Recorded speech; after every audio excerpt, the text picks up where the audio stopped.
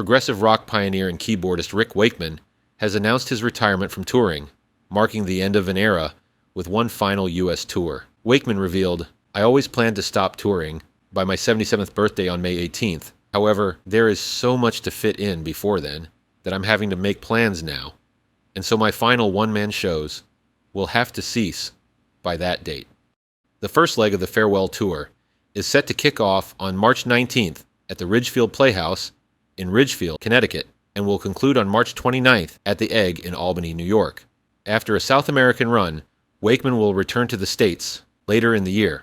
Reflecting on his decision, he expressed, "I have thoroughly enjoyed performing the various one-man shows, but it's time to call it a day. I intend to showcase the best of what I have done in the past, along with a few new surprises, and possibly even have the odd guest joining me on the odd occasion." Recent solo piano shows by Wakeman have featured original compositions from his extensive solo catalog, as well as renditions of classics like David Bowie's Life on Mars and Cat Stevens' Morning Has Broken, reflecting his time as a session musician in the 60s and 70s. While including a few Yes songs in his performances, Wakeman has prepared a new piece titled Yes Anata for his final tour, a 30-minute instrumental work featuring Yes themes and melodies woven into sonata form. Wakeman, who joined Yes in 1971 and contributed to their most iconic albums like Fragile and Close to the Edge, has had a storied career with the band. Despite leaving in 1974, he made brief returns in 1976, 1990, 1995, and 2002.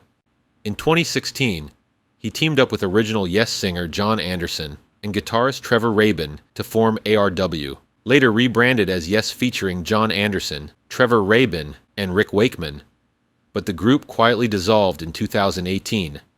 Over the past 6 years, Wakeman has predominantly focused on solo tours, incorporating humor and storytelling into his performances. Looking ahead, he shared, "The plan is not to perform at the same venue twice throughout this period, so whatever venue you are hopefully thinking of coming to, it will be the last performance there, and I am taking this opportunity to thank everyone who has supported me over the last 53 years. As we bid farewell to the legendary Rick Wakeman and his extraordinary live musical journey, we can't help but reflect on the decades of brilliance he has shared with us. From his iconic contributions to Yes and his solo ventures, to the laughter-inducing stories woven into his performances. We do feel it's a real shame that Yes couldn't get it together for one more appropriate send-off, but for those eager to relive the magic one last time, be sure to catch Wakeman on tour. The dates and details are just a click away in the description. We thank you for watching, and for subscribing to Rock Buzz.